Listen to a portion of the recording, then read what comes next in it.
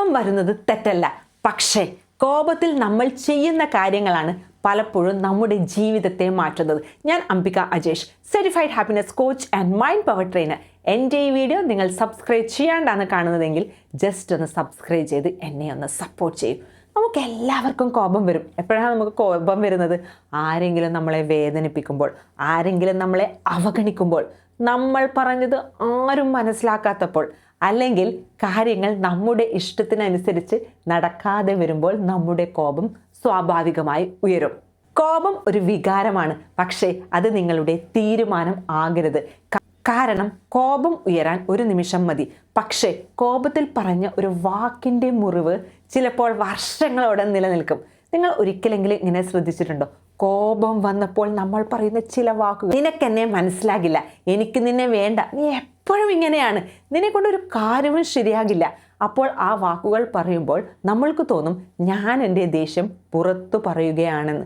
പക്ഷേ മറുവശത്തുള്ള ഒരാൾക്ക് അതൊരു മുറിവായി മാറിയേക്കാം. പിന്നീട് കോപം ശാന്തമാകും, പക്ഷേ കോപത്തിൽ നമ്മൾ പറഞ്ഞ വാക്കുകൾ തിരിച്ചെടുക്കാൻ കഴിയില്ല. അതുകൊണ്ട് കോപം വരുമ്പോൾ ഉടനടി പ്രതികരിക്കരുത്. ഒരു നിമിഷം ഒന്ന് നിർത്തൂ, ജസ്റ്റ് ഒന്ന് ആലോചിക്കൂ, ആഴത്തിൽ ശ്വാസമെടുക്കൂ, ശരീരത്തിലെ ടെൻഷൻ കുറയട്ടെ. മനസ്സിനോട് പറയൂ, ഇപ്പോൾ ഞാൻ പ്രതികരിക്കേണ്ടതില്ല, ആദ്യം ഞാൻ ശാന്തനാകട്ടെ. ചിലപ്പോൾ നമുക്ക് വേണ്ടത് ഒരു വലിയ പരിഹാരമല്ല, ഒരു ചെറിയ ഇടവേളയാണ്. ആ ചെറിയ ഇടവേളയാണ് ഒരു വലിയ വഴക്കിനെ തടയുന്നത്. ഒരു കാര്യം ഓർക്കുക, കോപത്തിൽ നമ്മൾ പലപ്പോഴും പ്രശ്നത്തെക്കാൾ വലിയ പ്രതികരണമാണ് നൽകുന്നത്. ഒരു ചെറിയ വിഷയം വലിയ വഴക്കായി മാറുന്നു. ഒരു ചെറിയ തെറ്റിദ്ധാരണ വർഷങ്ങളോളം ബന്ധത്തെ തകർക്കുന്നു. ഒരു നിമിഷത്തെ അഹങ്കാരം വർഷങ്ങളായുള്ള സ്നേഹത്തെ നഷ്ടപ്പെടുത്തുന്നു. അതുകൊണ്ട് കോപം വരുമ്പോൾ സ്വയം ഒരു കാര്യം ചോദിക്കുക, ഞാൻ ഇപ്പോൾ പറയാൻ പോകുന്ന ഈ വാക്കുകൾ നാളെ ഞാൻ തിരുത്താൻ കഴിയുമോ? ഉത്തരം ഇല്ല ആണെങ്കിൽ അതിപ്പോൾ പറയേണ്ടതില്ല. ശാന്തത ദൗർബല്യമല്ല. ചിലർ പറയും, ഞാനിങ്ങനെ തിരിച്ചു പറയാതിരുന്നാൽ അവൻ എന്നെ ദുർബലനായി കരുതും എന്ന്.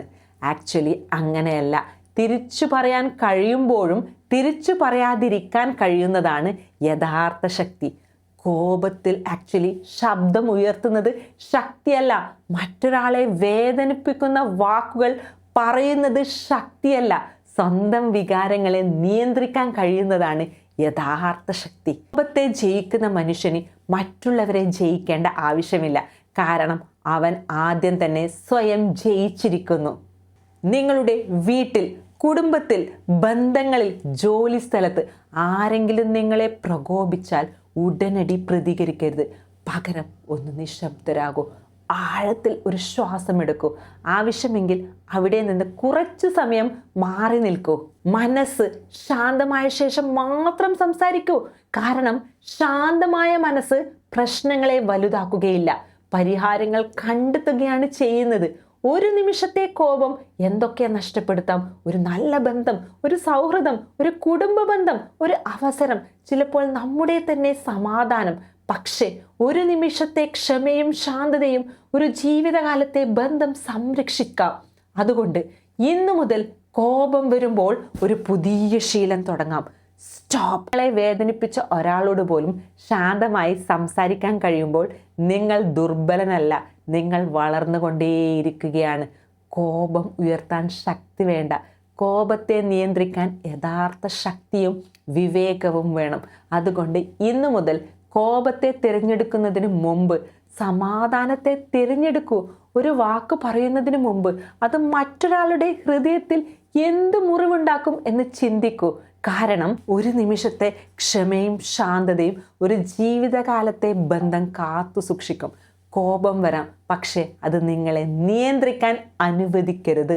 അതാണ് യഥാർത്ഥ ശക്തി, അതാണ് മാനസിക പക്വത, അതാണ് സമാധാനമുള്ള ജീവിതത്തിൻ്റെ തുടക്കം. നിങ്ങൾ സമാധാനത്തെ തിരഞ്ഞെടുക്കുമ്പോൾ നിങ്ങളുടെ ഹൃദയവും ബന്ധങ്ങളും ജീവിതവും സംരക്ഷിക്കപ്പെടും. Thank you.